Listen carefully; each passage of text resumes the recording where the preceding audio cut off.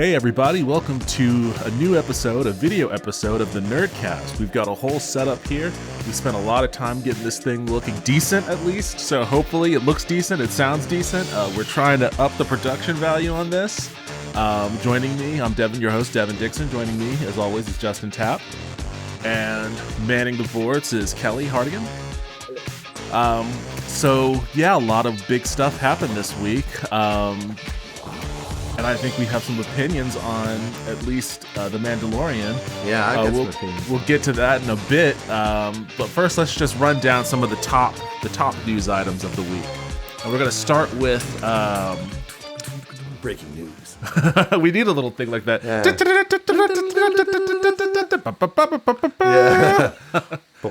What's first on the docket, Kelly? Okay, first, Disney Plus launched. Everyone knows about it. Yeah. Any just basic ideas about everything about it? Well, like, apparently for everybody in the world, this thing just, like, didn't work for them. I don't know, man. They got over 10 million subscribers already. Yeah, I mean, I believe that. I seriously believe it. I got it, like, the day before, and I had no problems logging in. I didn't either. And loading up, watching some stuff. I feel sorry for the people, I guess they were offering, like, a 3-year plan for the price of a 1-year to people who were, like, hardcore Disney people, like the people that have like season passes at the I get it. Yeah, it makes sense. But they were the ones that were having all the technical issues. Wow. So it sucks for them. No, but I mean, that goes unpunished. Well, once they get past that 1 week of hardship, they're gonna have 3 years of super cheap Disney streaming, metric fuck ton of content. Yeah, it's gonna get. I probably shouldn't say that. Because we can't cuss on YouTube. Fuck YouTube. We're not getting monetized for this anyway. Okay. Anyway, so whatever. Yeah, that's a weird thing. Maybe we could talk about YouTube monetization policies. Yeah, we probably when have it to, actually affects us. Yeah, we probably have to watch the potty words. We can. Oh man, do you really want to go down that route? Not really. You and I, like, the way that we go on about. We could try. I'll try. Just for. We're burning up our Disney Plus time. Just for a fun experiment. But anyways, yeah. So I logged on to Disney Plus. I liked the interface. I had a good chunk of movies and TV shows. It was actually a solid reminder of all the media consolidation they've been doing over the past few years. There's a lot of stuff on there. And really, I've just been binging Wolverine and the X-Men. Oh, really? Because I didn't watch that cartoon when it first came out. So, yeah, I just got on top of that. There's the old 90s X-Men cartoon that I'm going to binge after this. I started watching A New Hope. And it's funny. I started watching Empire Strikes Back. Did you? Oh, yeah. That's funny. That was the first thing I booted up when it was like, it's all here. I'm gonna watch Empire Strikes Back. That's funny because I wanted to work through the series, it's been a long time since I watched New Hope through Return of the Jedi, so I just wanted to do that because I also want to watch the prequels because I haven't watched them since they came out in theaters, honestly. And I don't think I haven't ever watched all of Attack of the Clones. I tried to watch them again. They came on TNT not that long ago. Yeah. And it was actually a year ago, I think, during Thanksgiving, they did a marathon, and they were worse than I remembered. It was crazy. I was like, wow, this is rough, man. You know what I mean? I believe you. But there's that moment in Revenge of the Sith, between Obi-Wan and Vader. He's like, you were the chosen one. Yeah. That part was good. You gotta sit through like the entire. You gotta sit through a lot of that movie. Yeah, to get to that. To get to that one part. Yeah. But I'll get there eventually. But I do want to say though that the hubbub over McClunky was it was amusing to me before it was amusing to me before I knew what the bleep people were talking about. Yeah. And it was even more amusing once I actually watched the scene because it does really feel like they shoehorned that in. It was just like a McClunky. It goes like to a close up of his face. It does. And he's like, McClunky. I thought it was a joke. And then I immediately watched the scene from Twitter or whatever, and I was like, okay, that's hilarious. And then, of course, when they came up with the reasons why, I mean, it's just like one extra thing to tie. Wait, what was the reason? I guess when they were tweaking it when they were trying to do the 3D conversions, they were working on that right before they sold to Disney. Lucas added that line, and McClunky is Huddies for "This will be the end of you." And I guess someone in like Phantom Menace says it. Sebulba says it, I guess, to Anakin. And it's like McClunky or whatever, and so it was an attempt, I guess, to tie it more back to the prequels, and it's just like interesting. let it go. You know what I'm Yeah, saying? why on It's earth would you want to tie it to the prequels with dude, that? lots of effort has been made to tie it to the prequels. Hold on 1 second. Oh no. Yeah, I'm gonna pull this off. Zoom this out. You just ensure that editing will have to take place. Well, not big of a deal. Okay. All right, what's next on the docket? All right. New video game everyone's talking about, Jedi Fallen Order. I know you guys love your video games. I actually just downloaded Kids. You kids Yeah, love you the said video that with games. such derision. It's like, what is it? Like, It's the old grandma cast? I feel like that.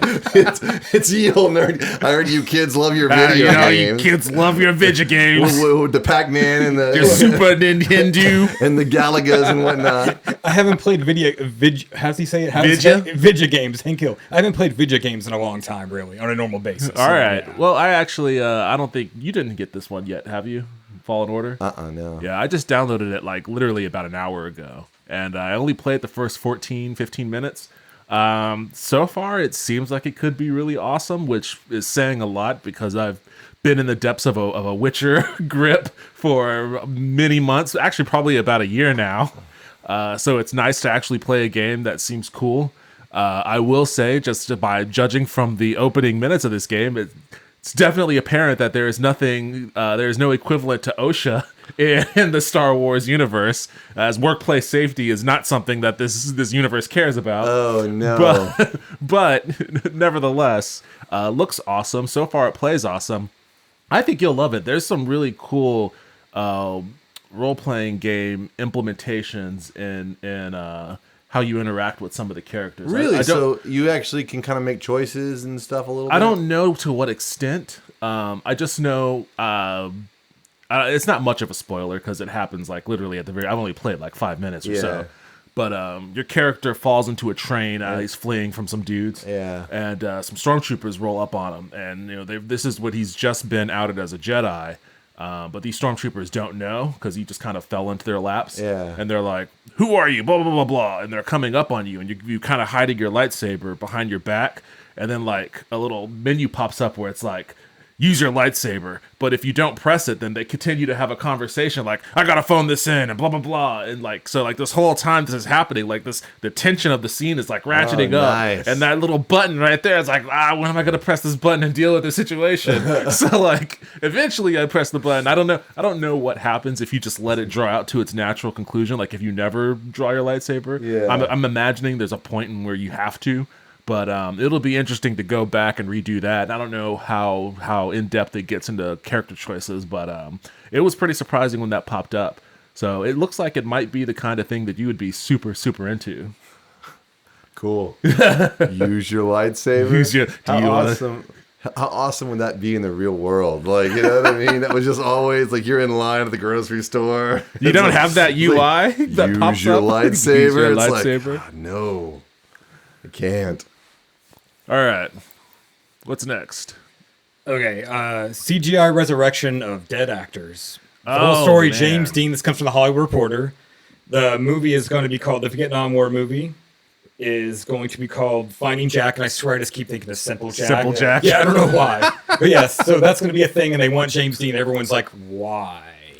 Okay, well, we had talked a little bit about this after Rogue One, and I remember saying like, it's only a matter of time before Humphrey Bogart comes back and does Casablanca 2 or whatever. Yeah. Actually, I think there may have actually been a Casablanca 2, but, I was making the point. Like, I think we finally reached the area where they're starting to dig up dead actors and CGI. Well, because, I mean, not everyone, I think, is as scrupulous. There's going to be some people that are just want that, like, people will go to see the movie just to see what it's like. I mean, that will, if you're making a movie, right, and it's cheap to do, whether it's using some kind of deep fake bullshit or whatever. I mean, those guys at Collider did some deep fake stuff that people, on the internet that looks pretty good considering, they did that on super low budget, I would imagine.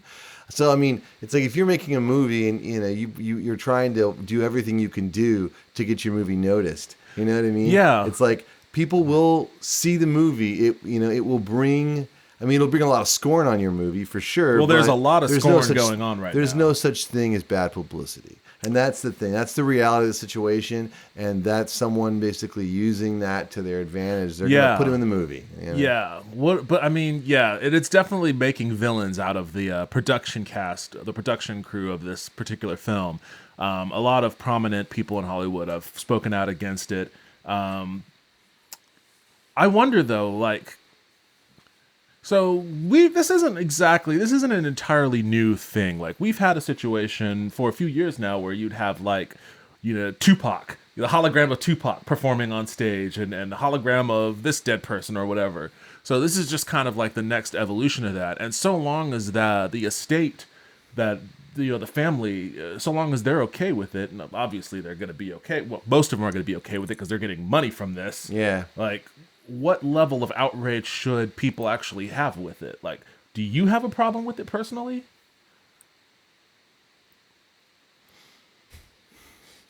Oh man, I don't know. Probably not. I mean, I don't know. It's just there's just something that seems skeezy. It just seems skeezy on the face of it, right? It's almost like grave digging. Here's the issue, I think, because it starts to become, if like, are we going to get to a point where we don't have actors in movies at all? Yeah. You know what I mean? Is it just going to be, are we going to get so good with our CGI and so good with our stuff that, we don't have actors at all? And then, it's like, well, you'll need voice talent to do their voices. But then they've got that AI shit that does people's voices, and like you can't, it's like you they did the thing I saw on the Joe Rogan thing where it was him talking. I never said any of this stuff. It was all an AI thing. They've done the same thing with people singing and stuff. And pretty soon it's just going to be like, a few people will be like, yeah, we're thinking like, I don't know, Humphrey Bogart maybe, and James Dean, and maybe young Mark Hamill. Maybe they're on a train, and it's a cool train, a bullet train, and then they go and blah, blah. And there's some music. It's kind of like John Williams music, but, and it's just like outspits a fucking movie. Yeah, at this point, it's not even that far off from a video game. Well, that's like when they made that all-star football where you could have like, all of your favorite football players from like the 70 some odd Packers and, O.J. Simpson and all these other guys that are all on your football team. And it's just licensing their likenesses, but the video game, I think, industry, what you're saying, though, I think is apropos, because the video game industry compared to the movie industry sucks balls. Like, think about it. I mean, it's basically like the people that make those games just eat shit. They eat mountains of shit and then, like, get fired at the end of it. It's like, congratulations, game shit. We've made millions of dollars. Eat shit, clear out your locker, you're done. You know what I mean? And that happens a lot. That's to the point where there's tons of articles. It seems like it really came to a head when Telltale, and they fired all those guys at Telltale, and like one of the guys they had hired like that week and had him. He moved his entire family there, started a job, and they told him, "Oh, it's gonna be great. Come on, buddy, everything's going great." And he gets there, and it's like, "Eat shit, everybody. We'll be taking these money bags." And I can definitely see a situation where like the prevalence of CGI actors can definitely make things tough for unions. This is like a union, almost like a union busting mechanism. It is. Where that's, you have digital scabs. I guess that's my issue. Is like, and it's not just that. James Dean's not paying his dues. And the thing is no one. I mean, maybe people in James Dean's family knows him, but the point is after you get to a certain point, no one remembers their great grandfather. You know what I mean? Yeah. It's like, I'm going to get really offended that you use. It's like, so how much are you going to pay me? It's like, yeah, we're going to pay you, and it's probably is somewhat expensive at first, but eventually it won't be expensive. We'll be like, we'd like to use your great grandfather in a movie. What we got like $300. That's all we can cut you. It's like, okay, I guess I'll take like it. if somebody asked me to do that for my great granddad, I never knew the guy. Yeah. And I don't have. It'd be interesting to see him recreate it on film. Yeah, sure. You mean you're going to put my great granddad in a movie?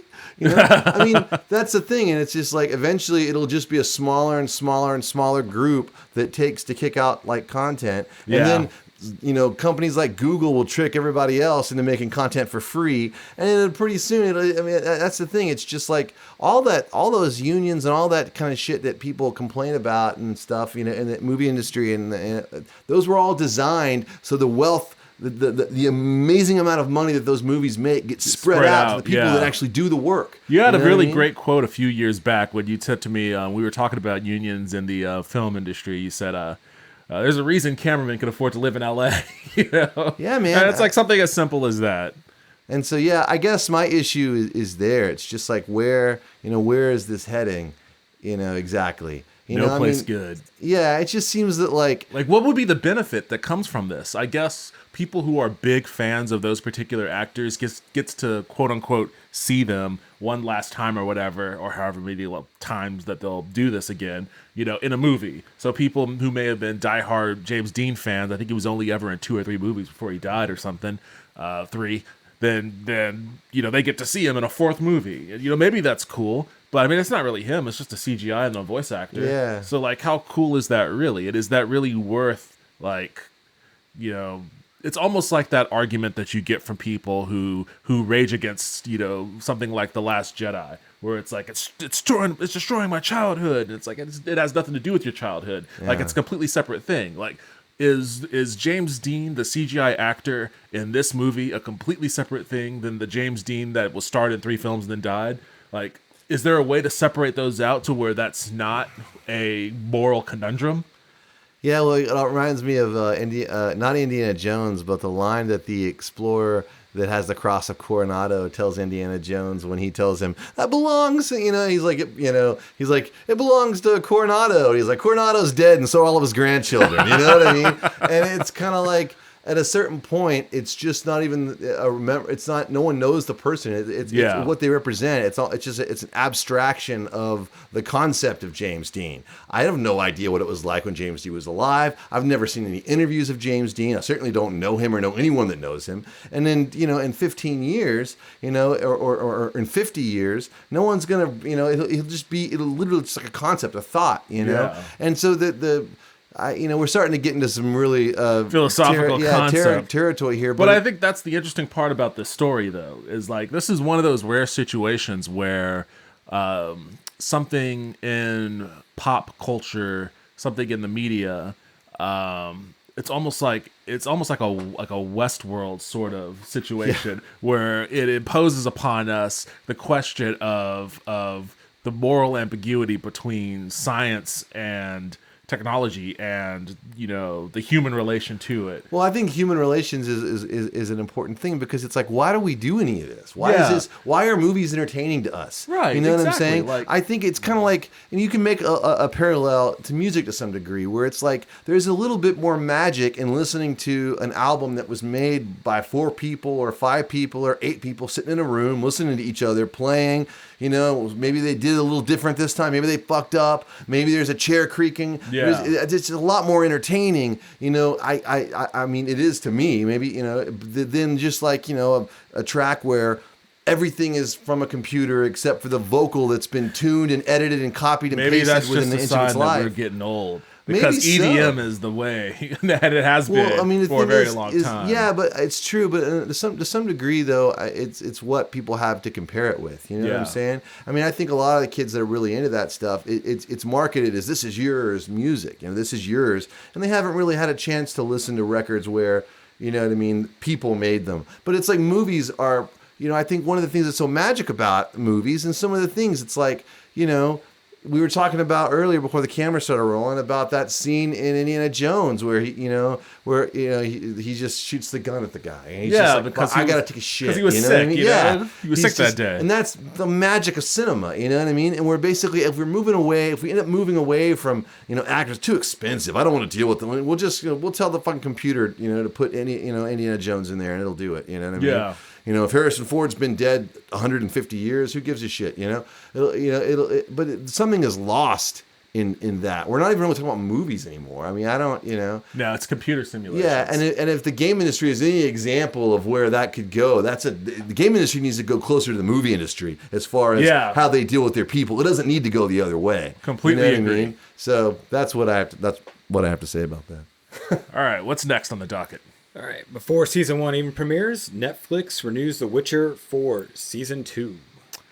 Well, I mean, cool. Any thoughts on Premature? Well, yeah, that was my only issue. Is like, why are they announcing this? We haven't even seen any of season 1. It could be horrible. I think they're announcing it because, they want that hype for season 1. They want people to think that, the fact that they're so confident that they're already announcing season 2, I need to watch this first season. Devin, you're probably exactly right. I think that's what it is. It's like, this will just give us a little extra heat just on gonna give season one. just pipe that on out because Disney Plus just launched. And that's a direct competitor, and they can't lose a little bit of that shine. So they're gonna let Disney have their way with the Mandalorian for a little while. But then, as The Witcher approaches, because that's what else does Netflix have that's as big as The Mandalorian? Stranger Things.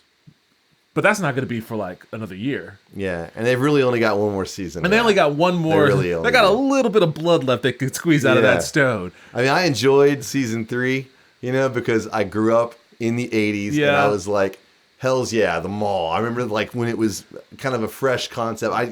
But I mean, it definitely seems like at this point we've started to milk this. Yeah, it's gone about as far as I think they could take it without turning it into an anthology series or something. Well, that's what that was what it was supposed to be. And that's what I wanted it to be, but I'm okay with what it is. Yeah. It's going to be a while before that one's out. So in order to keep them from, having losing the war of attrition to Disney Plus, and then Apple, I think, has their thing out now, and then somebody else is about to launch something. I forget what that is, but they've got to keep the heat on. They got to keep the coals burning for their programs. So I guess it's just marketing lies. It's just a marketing thing. Where people, because The Witcher, as anyone who's listened to anything we've ever done, it's a popular thing. People love it. It's a big. It's almost weird. It almost feels like it's a cult following sort of thing, but it's way bigger than a cult following. Sure, it is. Like I don't understand how that dichotomy works, but I think Netflix understands that. Like they know that they have the potential to have something that's approximating Game of Thrones with that series, but I don't think it's going to reach that. No, but I think that they have the closest thing to it. I think The Witcher is too. I mean, like Dan and Dave came under fire for saying that they really tried to like downplay the fantastical stuff in Game of Thrones, because they wanted like football players and soccer moms and stuff to like the show. But I'm sorry, they were right.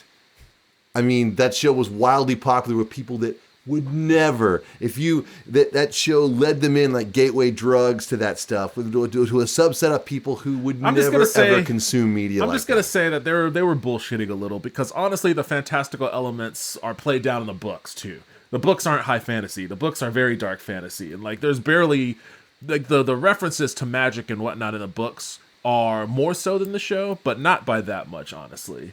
So, well, I think too, it's like easy to see the show from the prism of the later seasons, where it was much more prominent. But I remember when the show first started, like, it first started with zombies. Like that was the very first shot. That was the thing. It was, but then they went away from that for so long, and that Nate, he was like, where are those zombies? That was fucking so cool. I thought it was going to be cool. Now it's a bunch of people standing around talking. That's what the first season, how it played out.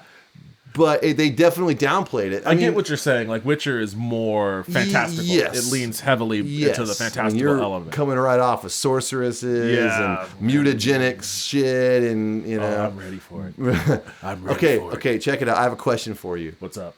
Would you take live action Netflix series as we perceive it to be right now, as we think it's going to be, though we've seen the trailers, or would you take a series that uses the same animation and CGI they used for those Witcher Wild Hunt trailers, where it's like the animation is way really more awesome. Amazing? Yes, like the fight where he fights the Brexa and he goes to the barn and he talks to her. It's not the Brexa. It's maybe, I don't know. I think that was. It is a Brexa. He talks to the woman before she changes, and he's like, I've got to come here and kill you, and this is happening, And so you're saying either a live action as we know it, or a series that's also a series that's CGI? like that. That's CGI, but that CGI with the guy from the games doing the voice. You know what I mean? Oh man, that's a really tough one. Because that CGI was great. That one where he's like the Killing Monsters trailer. Yes, that's what I was gonna say. He throws the kids. What are you doing? He's like, killing monsters. And they actually made fun of that trailer in the game too. Like, yeah, because when you're at Kaer Morhen and you're there with Lambert, he's like, Vesemir told me about what you did at that tree, and he mocks his voice. He's like, killing monsters. They did that. Yeah, and then Geralt, and then he's like, like Lambert's laughing, and Geralt's like, just came out that way.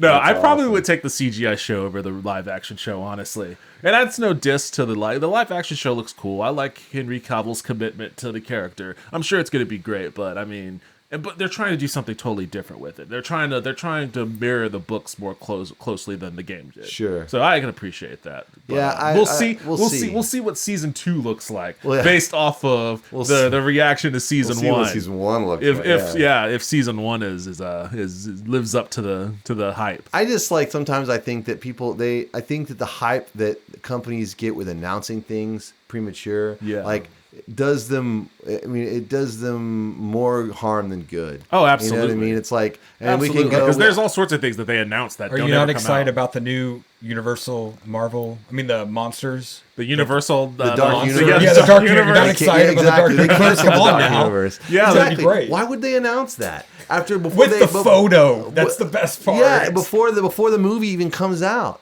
You know what I mean? It's like They only had that mummy. Well, they did it twice because the first one was Dracula Untold. Was that going to Unbound. be canon with that? It was. though? I Yeah, think was so, it Unbound or Untold or Dracula. whatever? Oh, yeah, it was Untold. It was that was the first one, and then that one flopped, and then they tried to do it again with the Mummy remake. So they kept trying And then to. they cast a lot of big names for just that photo. Yeah. Angelina Jolie, and then nothing. Well, that's the problem. It's like keep some stuff to the vest. You know, don't. I mean, and I would say this is like, and you know, Lucasfilm is my jam, but it's like I think that they have like suffered with their extremely volatile fan base with like announcing stuff, Yeah. and then having to like before Last Jedi launched, you know, it's like we're gonna make a trilogy with Rian Johnson. They had all seen Last Jedi. I mean, no matter what you think about Last Jedi, you can't watch that movie and think that like there wasn't some controversial stuff. Like the fans may have an issue with this. You might want to be like,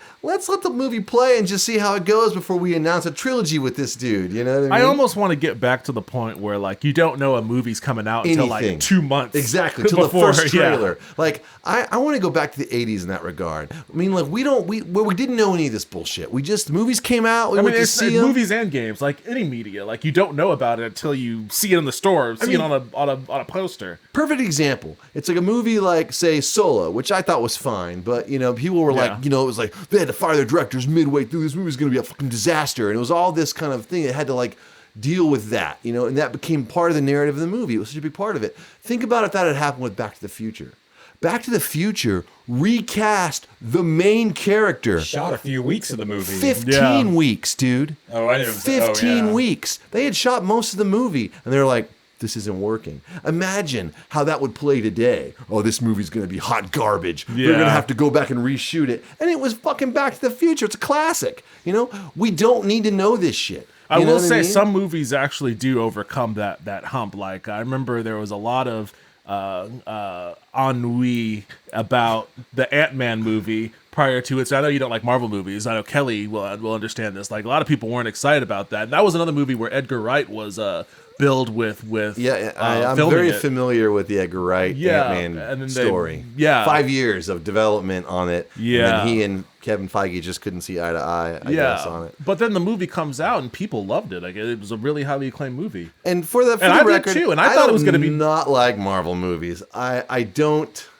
I guess I'm agnostic to Marvel. I'm just Marvel not that agnostic. interested. I got in you. them, I know what I got you. mean? Yeah. To say I don't like them makes me sound like Martin Scorsese.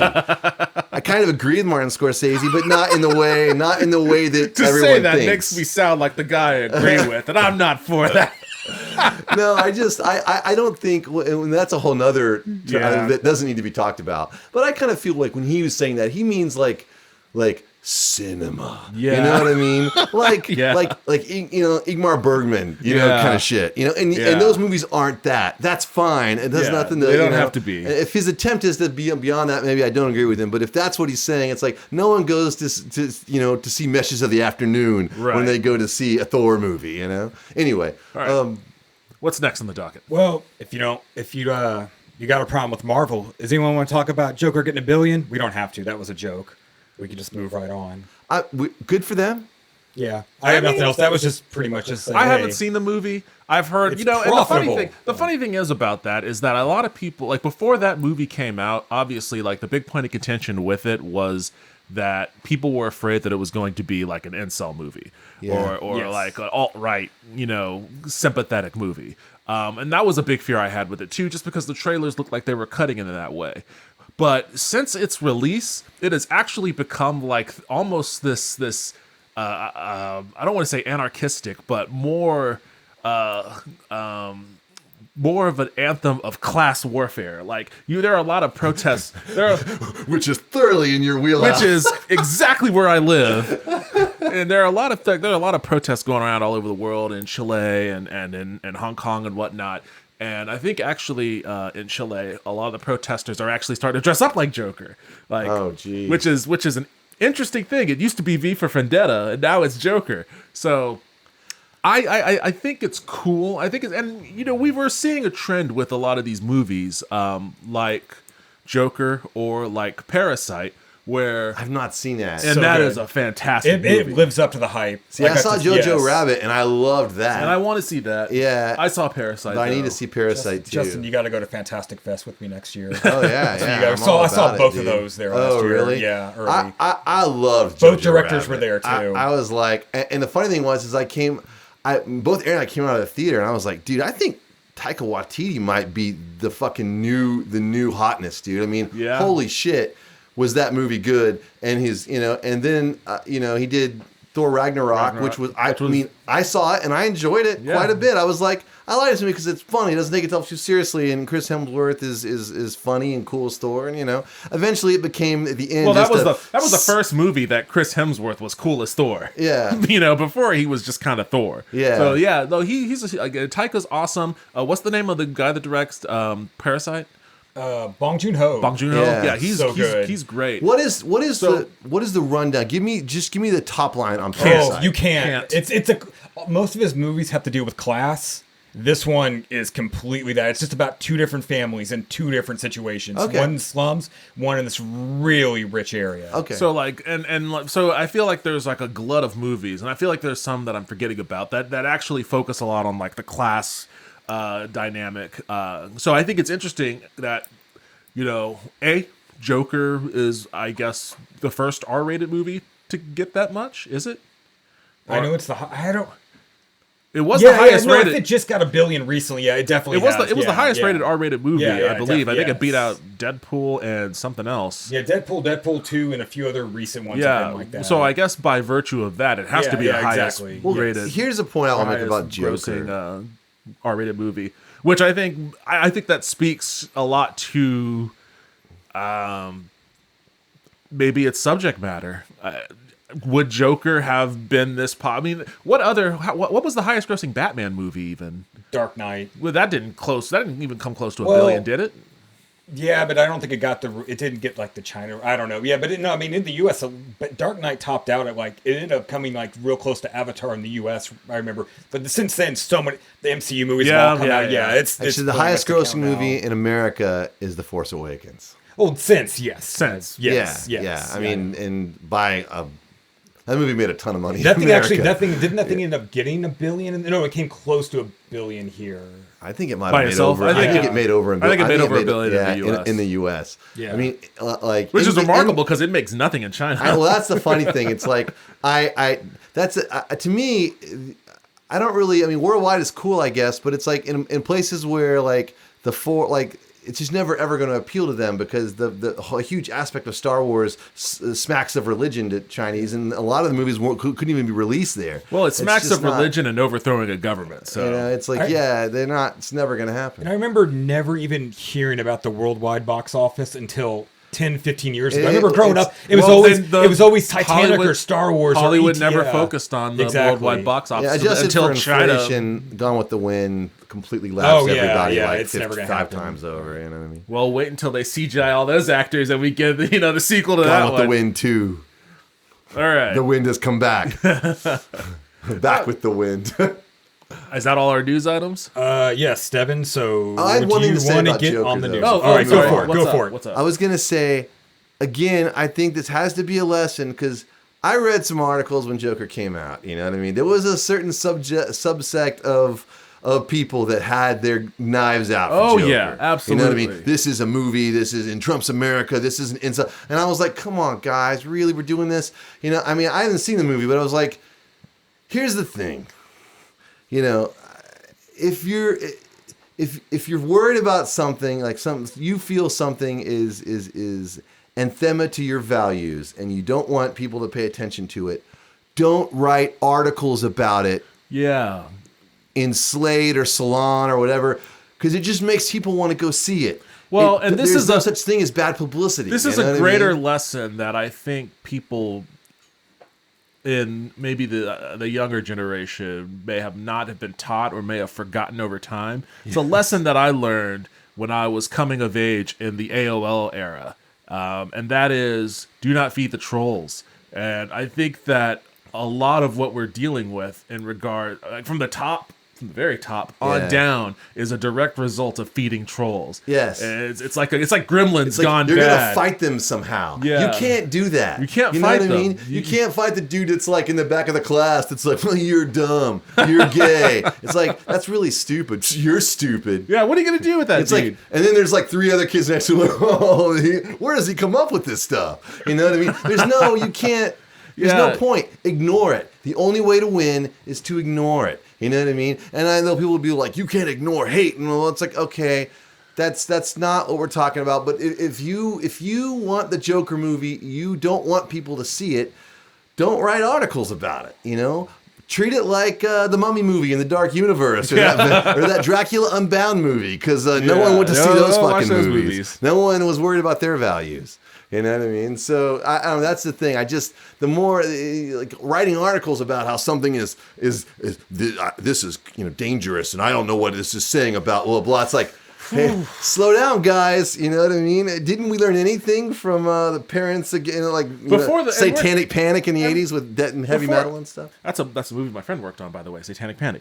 Before we get to that point, though, like you're talking about, even if they saw the movie and thought that. That's one thing. They're coming up with these articles before the movie's even out. Well, that's true. So that's a whole other and that's layer. A little disingenuous, because it's always rough when you read an article. And even an article where you agree with the spirit of the article. You know what I mean? Yeah. I mean, because being like, anti-incel violence, there's nothing wrong with that. I'm against that. But if you're going after something that you haven't seen based on something that you've heard and just the idea you're going to write a whole article about this, you might want to just slow your roll a little bit. Just a little bit. It's like, I don't know. You're making a crusade for a certain subset of people where none exists. Right. It's not like Joaquin Phoenix and those guys where, we're going to say something. It's like they were just trying to make a good. Supposedly his performance is absolutely amazing in that movie. And I will see that. I'll get you. I know Kelly really enjoyed it. I'm going to go see it.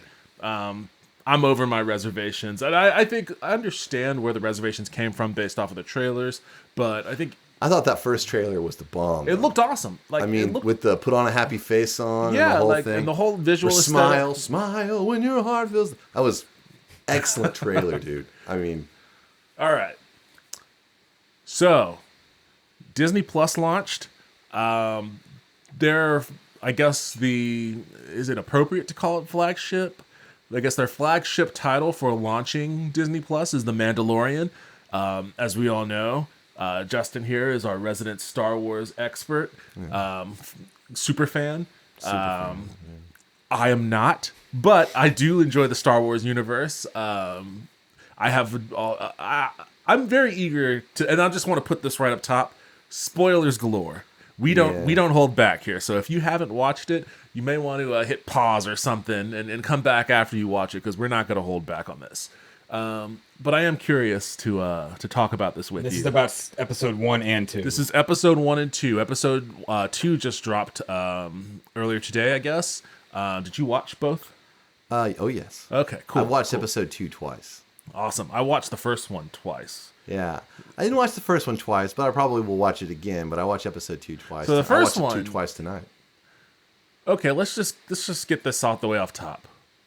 What are your thoughts? Thumbs up, thumbs down? Oh, thumbs up. Thumbs up? Yeah. Way up, or just up? No, way up, I guess. Way up. Yeah, okay, cool. I mean, I liked the second episode more than the first episode.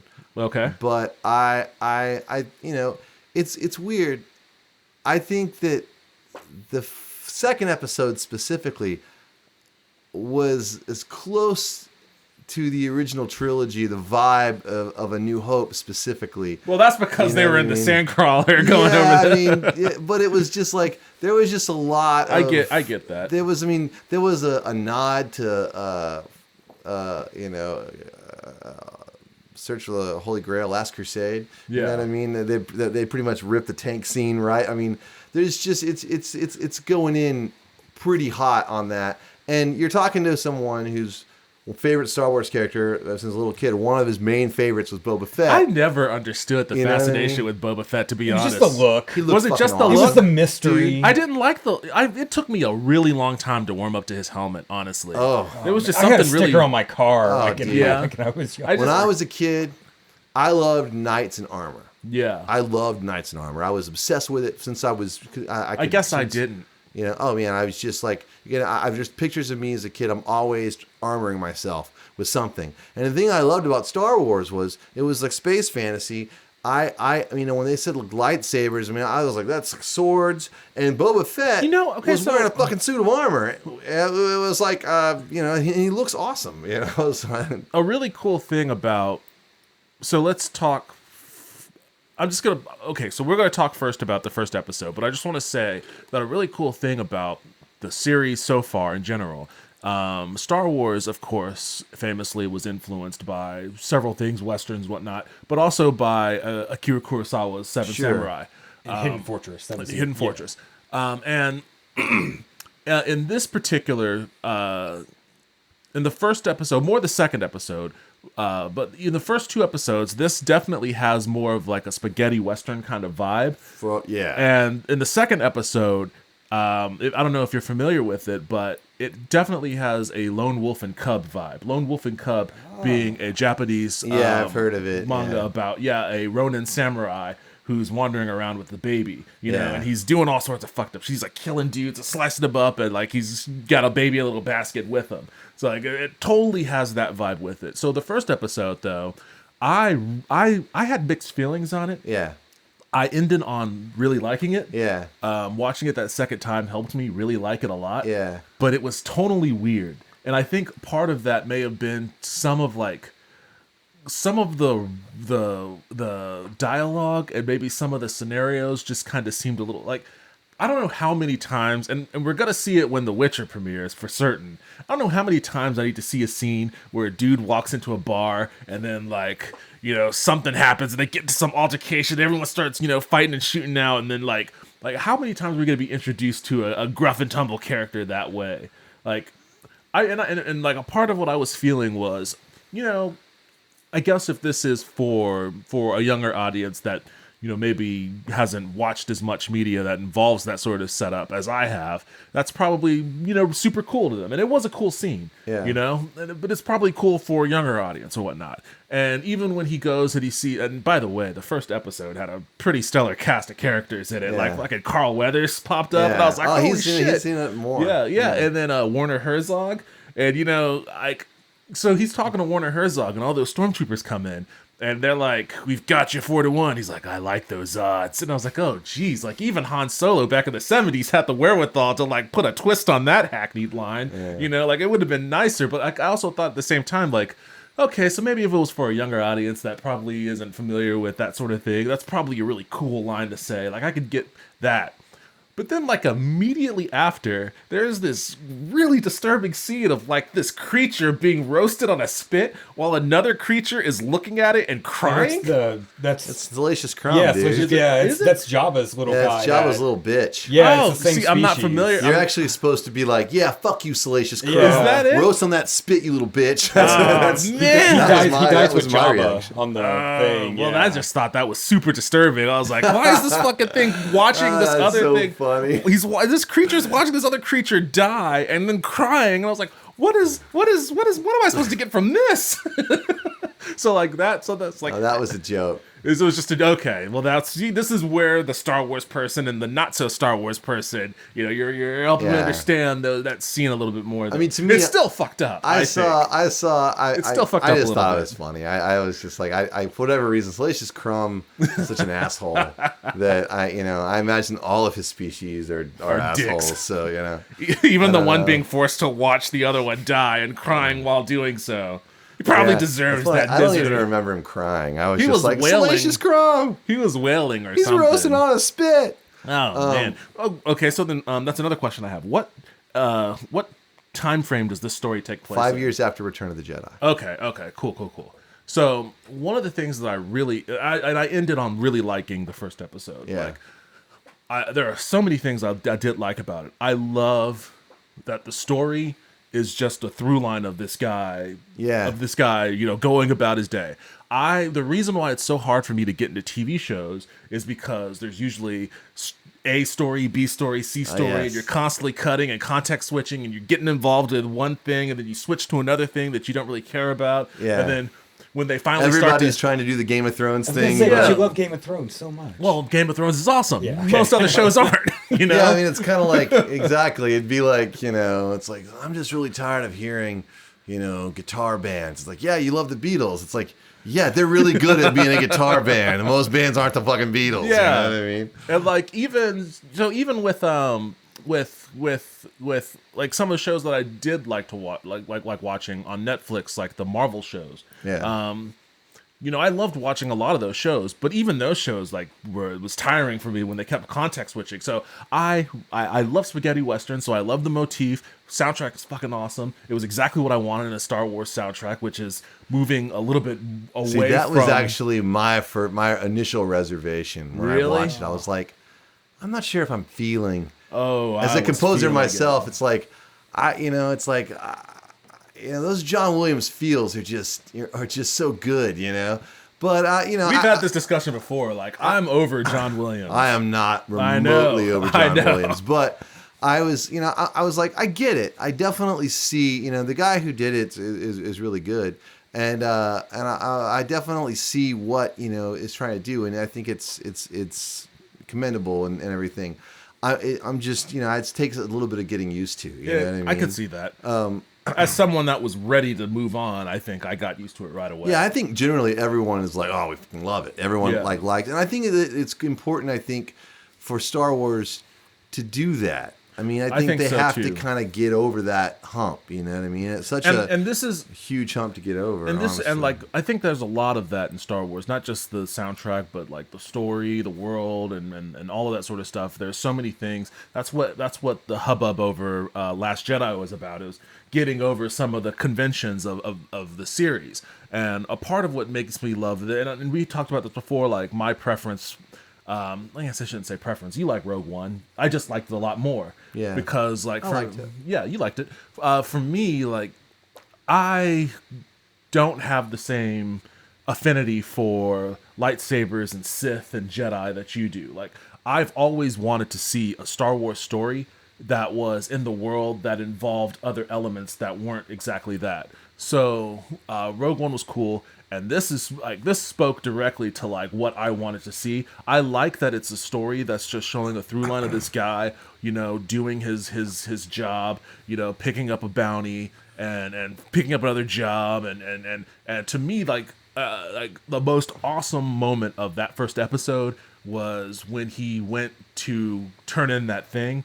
And that blacksmith made that pauldron, and he was talking about being a steel. Yeah, being a foundling or whatever, and it had that really awesome like that. To me, that was okay, this is some wicked shit. I'm starting to understand the tribal nature of Mandalorians. Oh, well, see, I've been into Mandalorians. You know this shit more than me. Are awesome. And I became hip to Mandalorian as a concept. I always loved Boba Fett. I mean, that's who I when I was 4. I think that's what I went for Halloween as Boba Fett, and and I went maybe 2 years in a row with Boba Fett. I mean, Boba Fett's always been one of my favorite characters. Because the thing about Star Wars for me, and I was thinking about this recently, is I was listening to a podcast where a guy was talking about all this in-world stuff and all this kind of shit, and I was thinking do I really give a shit about this kind of stuff that much? I mean, I like Star Wars a lot, and this stuff interests me. But, you know, I'm almost more interested in the stories of the guys that made the models for the ships. You know what I mean? Like, there's the stories of what they did and what they made the ships. I almost like the holistic story of Star Wars. Like, the you know, just the early days of them making the stuff and the creativity that went into making it. And like, I mean, I watched this documentary on YouTube where they were talking about the guys who made the ships for the original. And I've always, as a kid, I remember there was like my parents taped a thing for me on TV when it was right after Empire came out, where it showed them doing the walkers, like doing it scene by scene. And I just remember watching it thinking like, that's the most amazing thing ever. I was just so great. And so I've always had that fascination. And I'm just like, I was thinking, it's like, do I really give a shit about some random story element that, you know, like several remove the characters, they're more than just the way the X-Wings look? You know what I mean? Star Wars for me is extremely visual. Like, it's not that way for a lot of people. A lot of avid Star Wars fans are, but it's like, I just get so into like the way, like, I mean, like, the way the Rebel cruiser, like the mover that's like kind of rounded that you see in Empire as it escapes, you know, and it's like if you look on the bottom of it, like, there's just like tons and tons of boxes. You don't really see it in the movie, but when they show the model, it's just unbelievable. And it's like, and that's why I talked to someone. It's like, you didn't like blah blah. Or what'd you think of this movie? And I was like, you know, I liked it. I mean, it's like, yeah, but so this, I was like, yeah, you know, there were things I didn't like about it, but I mean, it had fucking X-Wings in it, and those ships looked awesome. Those Star Destroyers were dope. I mean, that's a huge part of it was seeing that, and that's one of the reasons I didn't like the prequels is because I felt the ships were a big letdown. They were CGI. They didn't seem as real. They didn't seem as imaginative to me. You know what I mean? There wasn't as many details. You look at the Millennium Falcon, and it's so fucking detailed. I mean, they kit bashed for hours and hours making that. And then half the ships in the prequels are just like smooth, glassy. I'm kind of wondering how you got on this tangent from The Mandalorian. Sorry. Well, I'm saying The Mandalorian has that element. It has that feel. You know what I mean? Okay. It's like you look at it and it has, you know, there's all these little details and it just has that aspect of it. It comes through really strong. And so, I mean, when I'm watching it, I'm, you know, I'm just like, I like just watch, like the Mandalorian's fucking armor. And that's the thing about talking about Mandalorians. It's like their armor and shit is so cool. And like, that's a huge part of it. And like, in Knights of the Old Republic, there's a whole shit where you hang out with Mandalorians and deal with them and all this kind of stuff. But it's like Mandalorians from like 4,000 years ago. Yeah. So they're not like Boba Fett. They wear like complete suits of like impenetrable armor with just like this little visor thing. But you can see it's kind of a proto version of where they end up by the time they get to Boba Fett, like thousands of years later. And it was so cool, and you get a sense of their culture and how they fought the Jedi. I just said, like, I'm not sure if I care about in-world as much as... I care about both a lot, I guess. But the thing is, it's cool that, like... I think that what it sounds like is that you need a visual attachment to it. Like, you don't, like, you can't care about it if somebody tells you about it. You have to have some sort of visual... It's like, just, yeah, I mean, I can care about it. It's just, because I feel like that's what the prequels were trying to do, is like they were trying to come up with a more elaborate story in this world where trade federations and blah, blah, blah. But like, but it was mostly expositional, right? Yeah. Like there wasn't anything that showed, like you didn't see, like it wasn't like you got into the world and then all of a sudden you're following a smuggler that's trying to get past a blockade or whatever. Yeah, it was completely expositional. No, it was all completely expositional. So like one thing that I will say about The Mandalorian is that you don't get a lot of exposition at all. That's what I was just about to say. One of the things I absolutely loved about the trailer, and even more the second episode. Yeah. People barely talk in the second episode. Well, they barely talk in the first. And I was ready for that. Because the thing is, Star Wars, to me, again, is such a visual feast for the eye, such a visual experience. You know what I mean? That it's like, I'm just looking at it, just being like, man, that feels real. And the cool thing is, in the second episode of The Mandalorian, you see the same creature that one of the creatures that they unleash in the pit of Geonosis in Attack of the Clones at the end. The thing with the huge horn. Rhino-looking The thing. difference is in The Mandalorian, it looks fucking real. You know what I mean? And it doesn't look real at all in Attack of the Clones. You know, and so I was like, that creature's really cool. You know. So in the first episode, we have our guy. I guess Pedro Pascal accidentally spoiled his name, but I purposely avoided that. I don't know. So and I'm not. So I don't know. So I Yeah, can't spoil it. I can't spoil it. But you have the guy who's known as the Mandalorian or the Mando, depending on whoever is addressing him. He picks up a bounty. It's a pretty cool interaction between him and the guy that he has on his ship. Some people had a big issue with that guy. I thought it was kind of funny, like how he wrecked those two dudes, and then he goes over, he's like, "A million thanks." The way he talked it was like, then it's obvious. He was like a schlub. Yeah, then it was obvious that the Mando had come for him, and he's like, yeah, okay. I mean, I didn't have an issue with that. But yeah, that. Yeah, like, well, the thing that I thought was funny was, he excuses himself to use the bathroom or whatever, and, like, he opens up a closet full of guns, and then it's like, nope. And it's like, whoa, wait a second. Like, that was a great story beat. Yeah. I thought, because even he's foolish, but he's not an idiot. Not that stupid. Know what I mean? Yeah, exactly. He's like, that's a good way to end up dead. Like, I'm not about to, like, try to use a Mandalorian's weapons against him. Yeah. So, like, that was amusing. Like, so, like, he goes off, he returns this dude, gets bounty, Carl Weathers, gives him information on another job he can pick up. That was a great scene. Always fun seeing Carl Weathers in anything. Action in my Jackson, opinion. dude. Yeah. He got himself a stew. Maybe you got yourself a stew. He got himself a stew in the Star Wars universe. But he ends up going to Werner Herzog. It's really interesting that as soon as Herzog got on the screen, I was like, oh shit, it's Werner Herzog.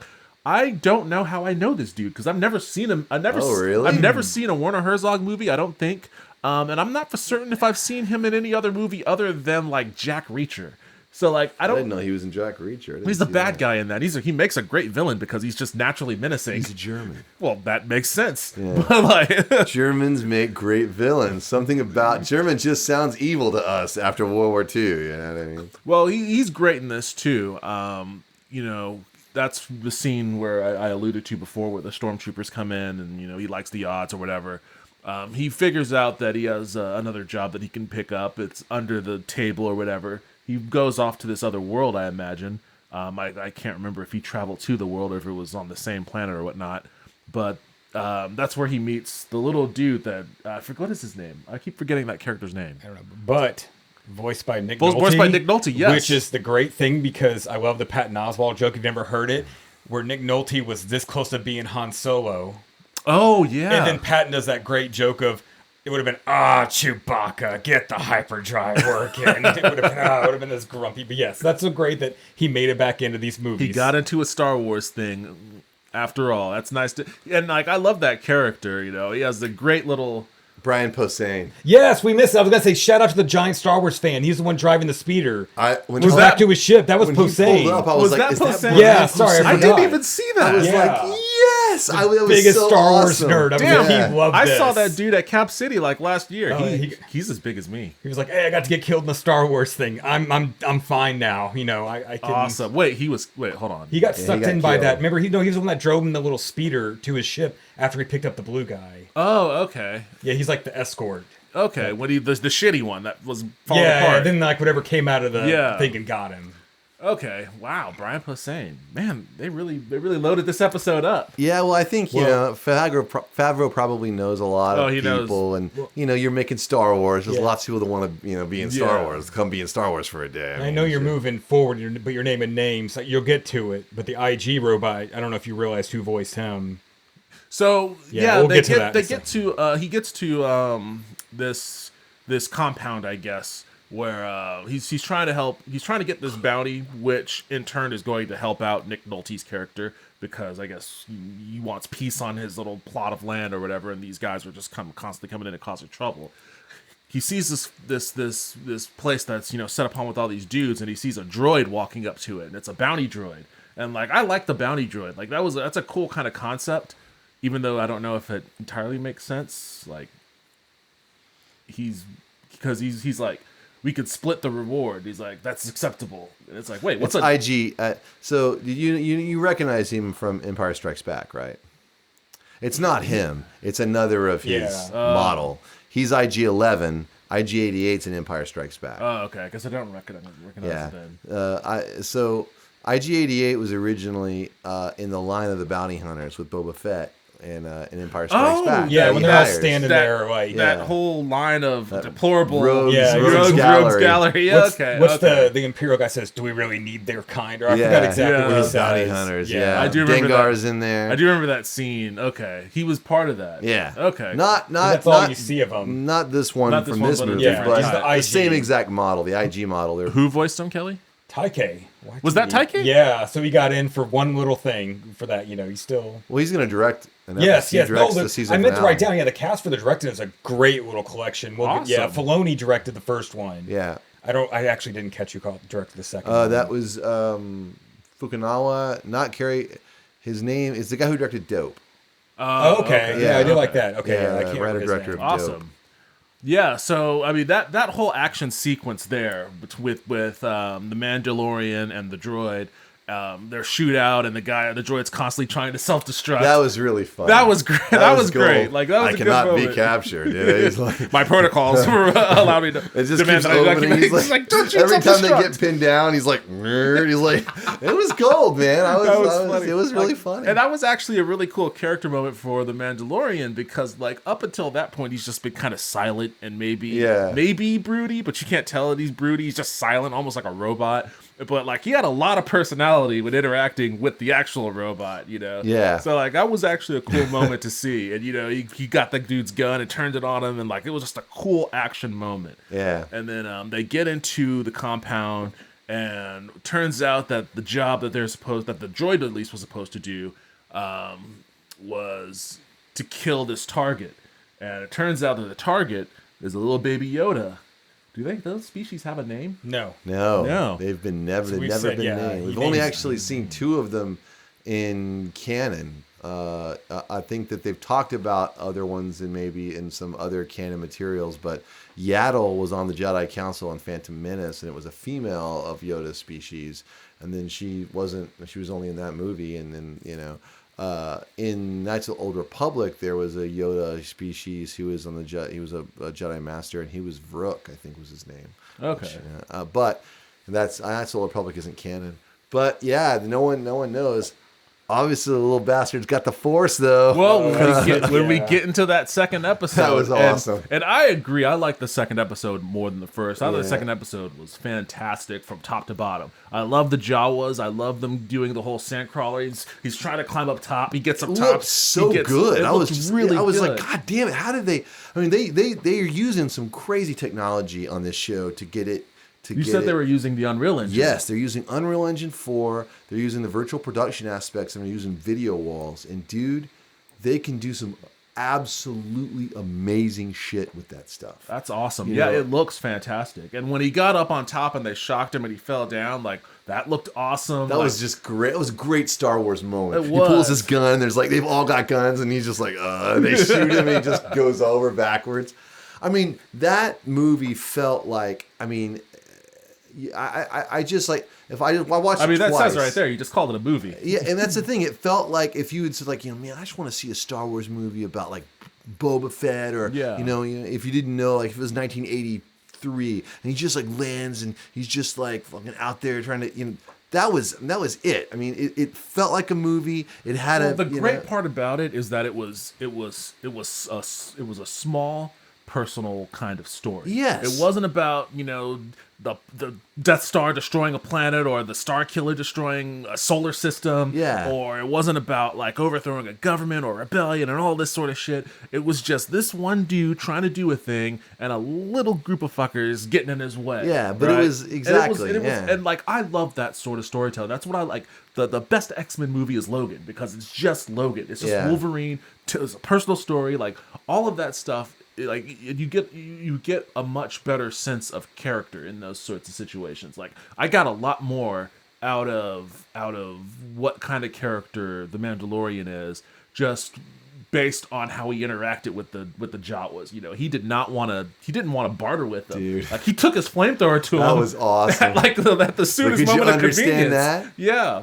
But it's not like he has those moments like because it has to be really difficult to write for a character like this and to act in this role. Yeah. Because like you can't do facial emoting or anything like that. So to portray him as someone who is slowly growing an affinity for this creature that he's, I guess, Maybe. taking care of. Maybe. I mean, he shakes it every now and then. You don't know. I mean, maybe he's don't checking to know. see if it's dead. Yeah, maybe I maybe think- he's lonely, or maybe he's playing with it. Who knows, It looks man? like it looks, and you know, I half expect him to get there and basically just pass the Pass Yoda the- right on to the guys and then feel bad about it later. oh, maybe, he's or that's. have I it- think that may happen there. Yeah. I mean, I don't want to try to write the story for him, but I feel like they're building up some kind of relation here, obviously. And like the relation between the two took a big step when little baby Yoda, you know, saved his ass by doing some forced trickery on the rhino creature. dude, lifted it off the ground. Lifted it off the And ground. granted, he's 50. He is 50. They years did old. say 50. We 50 say out of, like, baby, 8 but or it is 900. 50. Yeah, they lived. Yeah, exactly. Because Yoda lives to be over 900 years old, so he's still a baby. But I mean, you know, He's older than- he's probably been older in than the world, Mandalorian. feeling the Force for 50 years. You know what I mean? So, and I wonder what his midichlorian count is. I imagine it's high. I imagine it's very high. But the question is who is he? Is he a clone of Yoda? Supposedly, Was Yoda fucking? I don't think Yoda was. I don't know. This guy fucks. This guy fucks. It's Yoda. He's like, but We know at least now there was that one female Yoda creature. yeah. So, Well, that's the joke, is that like he could be the son of Yoda and Yaddle, but they're saying that like the fans, dude. You know, I mean, supposedly like they like zoomed in on the Doctor who's like he needs to be alive. They zoomed in on his like fucking insignia, and he has some like insignia on, which is from whoa. really fucking loud. I wonder if the mics won't catch that. Oh, yeah, they will. But Will whatever. they? Oh, yeah. Oh man. But you know, it won't be actually blowing directly on the mics. But you know, Anyway. Note for next time. they say they zoom in on the insignia, and he has the insignia from the Camino cloning facility on his jacket. So they think that like possibly the Empire sees the Camino cloning facility, and they either want this thing because they want to clone him, or they did clone. Maybe they cloned Yoda at one point. Who knows? You're talking about the guy that walked in with Yes. Herzog during the meeting? Yeah, okay. yeah. Okay. Almost got okay. fried by the Mandalorian. Hey, Herzog didn't do the speech where he was like, you know, the Empire brought, you know, order to the galaxy. You know, think about it. Is the world any better after the Empire's fall? Did I think he did. I do think that was. speech? I think that was. Yeah. Okay. I think. We haven't seen Moff Gideon yet. We haven't seen Giancarlo Esposito yet. See, I forgot. So- yeah, they were. Yeah. I think he used to live in Austin. He might still. So at the end of the second episode, the reason why he encountered the rhino creature, he was trying to get the Jawas took parts of his ship. He's trying to barter to Pesky get it little back. Jawas. And the only thing they want a lot of stuff, but the only thing he's willing to do for them is get them an egg of some sort. He goes to this cave, you know, and gets knocked out by this rhino thing, and it's just this Rhino fucked him up. It dude. messed him up bad. He was pretty much just giving up at the end. Like when he was just gonna accept whatever was gonna happen until. Well, I feel like he took his little knife out, so I think he had a plan. He had a plan. He obviously knew right where to stab Okay. that Yeah, thing. because He as did- soon he as did stab he stuck like a eventually. 2-inch knife in it, Yeah. it just dropped dead right away. That was weird to me. That he Yeah. got, I think some people complained about that. I'm gonna assume that because it's the same monster that was on Geonosis. Obviously, these things are, you know, are around the galaxy. You know what I mean? Yeah. They're either captured and taken places to have in pits to scare people or whatever. And maybe he's dealt with it before. Maybe he stabbed it right in the brain pan. He obviously knew how to take He knew this what thing out. to do, and he did it once with a little bit of help. Yeah, he checked So- that knife before he went in. Yeah. Almost like they were saying, like, this is going to come in handy. Like, he, you know, before he even went in there, he made sure, it was, I mean, I don't know. It was an awesome sequence. Again, another really cool and a completely different type of action sequence than what we saw in the first episode. Yeah. So, like, they're giving us a lot of things to digest here in these two episodes. Like, I enjoy both of them thoroughly. The cool part to me is like, so he gets the egg, he takes it back, and they crack that thing open and just start I actually love that. feasting on the 'Cause, goo like, you inside. think it's like more epic than it is. Yeah, 'Cause you they think give that him is. all of his ship parts Yeah. back, but they're Jawas. Who the fuck knows? To them, this is like maybe It's just a Cadbury the egg, the best Cadbury cream meal egg. they've ever had, or Yeah. something. And they're like, "Fuck the egg, he got it. Let's eat it." Yeah, You know like, what I mean? "Bah," they were just digging Give it him right his away. shit back. And he was, and like the Mandalorian was just like, It was almost Geralt. It was almost Geralt-esque. Well, I've always said Geralt is basically like Clint Eastwood and Boba Fett. Yeah, exactly. In the same character. But yeah, he looks at him, he just shakes his head like. Yeah, it's like I did all that for that. That's what one of the things I really like about what I've seen so far is it seems to be leaning into, and I love that at the end they show you like the art. So you see like concept art of the original trilogy and stuff, and it has that like 70s vibe of sci-fi. You see those book covers and they're just fucking crazy shit. You know what I mean? Like duck women with like weird things coming out of their head, and the kind of guy with sci-fi the laser laser rifle. But like that's that like Roger Corman type of. Well, it's like that, like Flash Gordon type of sci-fi. Well, yeah, it's the kind of sci-fi Isaac Asimov. Like the Stephen Colbert, presents Alpha Squad 7, Lady Nocturne, that's like Chance and Adventure type sci-fi. That's kind of sci-fi though. Is some of the fertile. See that Star Wars was spawned out of. Absolutely. And it's cool to see it kind of lean into that in a way, because it's like, the Jawas just getting that egg and just cutting it, and they're just like these crazy creatures eating this gooey shit, and he's just like, fuck this. The way that the way that this works in a way that so much of that other stuff doesn't, like Vin Diesel tried to do that with his Riddick series. Yeah. And like this, it speaks to what we talked about before about exposition. No exposition, no explanations. We didn't know why they wanted the egg. We didn't know, because it doesn't matter. It doesn't matter. Exactly. All that matters is the interaction. It's the visual of them just taking that goo out, just feasting on it, and the juxtaposition. We know what this dude had to go through to get this egg, and this is what they're doing with it. It's the most, but it's that's all you need to see. Yes. Whatever crazy cavalcade of alien species you want to pull into it, and name dropping all sorts of crazy cosmic events and whatnot. None of that can measure up to just a really good moment in cinema. Exactly. That's all you need. So I can be made to be brought on board to that kind of sci-fi, even though I'm naturally hesitant on it, if you present it in a cool way. and these 2 episodes, I really wasn't looking forward to this show. Because I just, like I said, I'm not super huge. Sure. I thought it would be cool, but I wasn't like, oh man, I can't wait. But now that I've watched these 2 episodes, now that I see the tone and the mood, the atmosphere, now that I see what they're doing with the visuals, the really cool set pieces, the really cool action sequences, the great characters and storytelling, this feels to me like the kind of Star Wars that I've been wanting to see for a long, long time. I think a lot of people feel that way. I mean, everyone seems to be, except for the reviewer in Slate.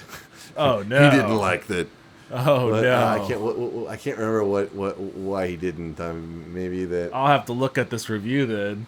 I can't remember what his beef was. It was obvious. It was just kind of like. We're reading reviews from people that don't like Star Wars, or they're just kind of agnostic to Star Wars, writing about Star Wars. It's like, I mean, okay, but it's it's not really for you so much. Well, I don't even know. No, I'm not going to say that, because I feel like that describes me. I'm not. Yeah, but it's and I don't have that as a review though. The idea that it's just I don't know, certain aspects that were obviously done for it's one of those things trying to ride a line. You know what I mean? Where it's trying to appeal to people that don't like Star Wars. There's a lot in this show. That's the thing, though. It's there's a lot in this show that if you are an avid viewer of Star Wars, you're like, holy shit! You know what I mean? But it still manages to be appealing to someone who is not opposed to Star Wars, but is not actively their thing. You know, the funny thing is, I worked on a Star Wars video game for 6 fucking years, You would think you would hate Star Wars. Well, you would think that I would know a little bit more about it than I do. And at one point I did, but as soon as I stopped working for that company, a lot of that shit just kind of flew right out of my head. So he had a encounter in the second episode with a couple of creatures at the beginning. What are those species? Because I've seen them. I think they're supposed to be Trandoshans. Trandoshans, yes. The problem is they didn't really look like Bosk looks in Empire Strikes Back. They looked like a Star Trek: The Next Generation version of a Trandoshan. They looked like the Trandoshans I saw in that video game. Well, honestly. then maybe they've changed the look or something. I felt that Bosk was a little bit more he looked different, like a little bit. I mean, it was Yeah. obvious that like they were patterned, but it seems like they had spent maybe more time to actually kind of like do a makeup like on their face and not just like have a huge mask on them. You know what I mean? Which Yeah. I think Bosk was basically just a huge mask. You know? Well, I mean, and I'm curious about the budget of this show because it seems like it. $100 million for all 8 episodes. That's not super big. Not For 8 considering the way it episodes. looks. Not considering the way it looks. So, like, I imagine that a part of that is budgeting reasons. Yeah. But, like, it still looked cool. It was, and I liked it. I was just like, it would have been cool if they looked just like Bosk, because Bosk was another one of my favorite characters as a kid.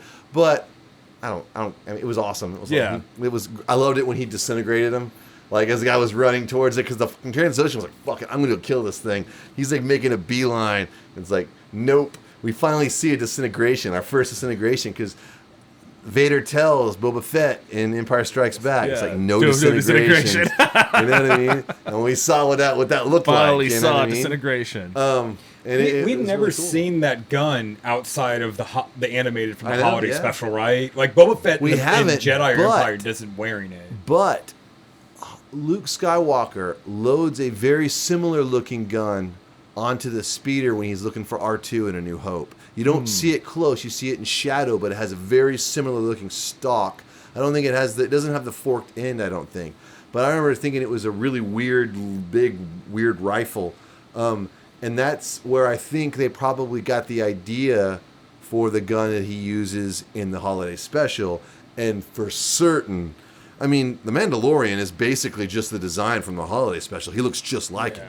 Because they changed his design from the holiday special, Boba Fett's design. Originally he was white, then in the holiday special he has brown armor, just like the Mandalorian, and like a white helmet, or a it's white in the cartoon, but I think it's supposed to be metal, And they basically just said, hey, this is the design we're going with.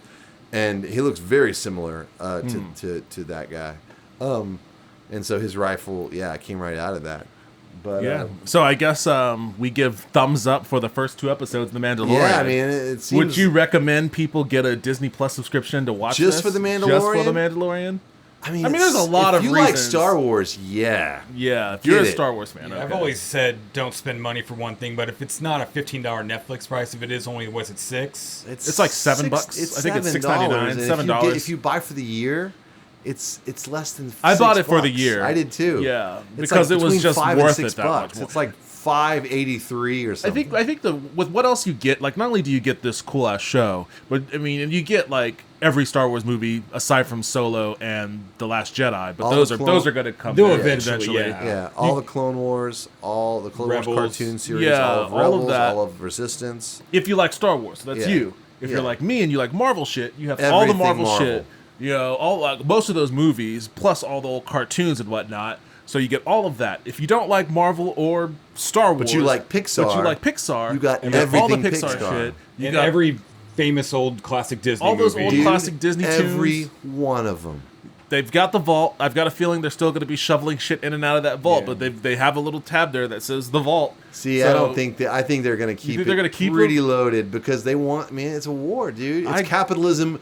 That's capitalism at work. I guess free market so. capitalism at work. But I mean, part of what makes that work though is scarcity, and Disney has worked that scarcity angle with that They vault have. You're for right, years, but and it's I don't a think new. that's It's a going to new change. model. It's not a physical media model, man. They I guess want those it's not. subscriptions. I guess it's not. You know what I mean? And the thing is, if they start moving that stuff into the vault, they start being arbitrary about that. Yeah. You know, people are start to question their investment, even at $6. But especially when it goes up to its inevitable price, somewhere Of like around $15. Yeah. You know what I mean? People are going to be like, "What? I can't watch Cinderella anymore? That's Yeah. bullshit." I think for now it's definitely worth the Yeah. price of admission for not just the back catalog, but certainly also for the Mandalorian. There are a couple of other shows. There's The a Simpsons, dude. The Simpsons too, like all the Simpsons. Every episode of The Simpsons ever. Yeah. You want to watch I Grift? It's on right now. I can go watch it 5 times in a row. Swear Jar? That's in there too. There's a Jeff Goldblum show of some sort, Which on I there. hear is also fantastic. and I need to watch that because I love Jeff Goldblum. Who doesn't? So like, there's a lot of stuff that's worth You know, it on Disney I was Plus. telling Aaron, I was like, Jeff Goldblum is like living his best life right now. He's in his golden moment. He really you know? has. He's got a jazz album. He's like doing this show. He's in movies. People just fucking love him. He's in you know what I Taika mean? movies. Taika Yeah. loves him. So I mean, yeah, I think we just said it all. Watch The Mandalorian; it's worth it. It's worth a Disney Plus subscription. We're gonna try to be back next. I guess they drop on Fridays. Yes. So we're gonna try to be back next week to talk about episode 3. Yeah. And we'll try to keep it going regular from there up until the end of this season. Which Witcher will probably... Which The Witcher will overlap with, and we'll start doing that Yeah, one I think too. I think the last episode of this is the week after after Rise of Skywalker. See, And we got that one And coming that up it's actually too. dropping on a Wednesday because we're not going to let those two happen on the same day. I already funny got my thing- tickets for that The one. funny thing is, which is hilarious, I don't. The funny thing about that is, it's just so brilliant. I mean, they're just this. They put launch Disney Plus, boom, super cheap. Basically, I mean, some of the shit they're just giving away. I mean, at $5 plus, $5.89 a fucking, a month, you're getting all Star Wars, and you're getting just from marketing Rise of Skywalker into the Skywalker saga. You know what I mean? This is it. You've got The Mandalorian getting everyone fucking jazzed for Star Wars. Then you've got every movie they can watch. You're like, hey, you want to cram for fucking Rise of Skywalker? It's all right there. Go cram. It's new. It's still new. It just launched. You know what I mean? People are gonna be coming off the season finale of the Mandalorian or right up on it when it happens. And there might be some crazy tie-ins. Who fucking knows? You know what I mean? I mean it's between. It's coming up on the First Order. It's still 15, 20 years away, but it's that Yoda character's not going anywhere unless they kill him. You know what I mean? I mean, how insane would that be if that character, by the end of the series, is they've opened up some kind of new plot thread that then gets somehow picked up in Rise of Skywalker in some epic way? I mean, dude, they're finally. I mean, they're. It's been an elaborate chess game, and this is they're finally starting to line all the things are starting to line up. So it'll be cool. I mean, I guess they can't really do it any better than Endgame, and that movie made all the monies. What I mean? I think the Marvel universe kind of set the foundation for how to do this sort of thing. That's Disney too. But the funny thing though is Star Wars, in my opinion, does something a lot harder because everything's canon. Marvel still has all their comic books, like Iron Man. It has nothing to do with the movies. There's still all these wacky characters. Thor's a girl. I mean, there's all kinds of crazy stuff going on in the comics that aren't in the movies. But in Star Wars, all the comics, all the books, everything has to fit into the greater story. There can't be any contradictions. There are a few little problems where they got crossways a couple of little times in a couple of little books here and there, but they're like, if it contradicts with the movies are always canon. Yeah. In the real story, or you're hearing it from some other one's point of view that they're wrong. Like someone says something in a book. And it's kind of the thing is, Star Wars is like the mainline Star Wars series is like the Bible, and you have to operate off of that as the foundation. Whereas with the Marvel Cinematic Universe, the comics that they are based off of aren't even necessarily the Bible. They're just the things that you could use as a blueprint to create your... I don't know if that's easier or if that's harder. Because when you have a source material that you're not following to the letter of the law, that can go sideways super fast if the source material is really that good. But the problem with the comics is there's so many comics, so many issues, that any particular sliver can be either really good or really terrible. Yeah, so, but they also have the luxury of being like, we'll reboot it again, like Dark Phoenix. How many times have we seen Dark Phoenix in movie form, and they've all sucked? You know what I mean? And we're going to see another one going up in 5 years, I'm sure. Well, they do have the ability to reboot a lot easier than Star Wars does, for certain. But by that same token, I'm willing to bet there are a lot of Star Wars fans that wish they can just reboot those prequels and do them a different way. But it's neither here nor there. We should... We'll do a prequel episode. Well, I know. We need to do a Star Wars, before Rise of Skywalker, we need to do a Star Wars deep dive. And we need to get some people, we need to maybe open up the floor a little bit, you know what I mean? Like, you and me, maybe get a couple more people in here that actively hate... I'll have to moderate, because I don't hate have The enough, Last Jedi. I don't hate The Last... Yeah, I don't have enough opinion or knowledge base to be in a deep dive of Star Wars. So we'll have to get some other people in on that, and I'll just sit on the side. But we'll hash all that out later. But join us next time. Thanks, guys.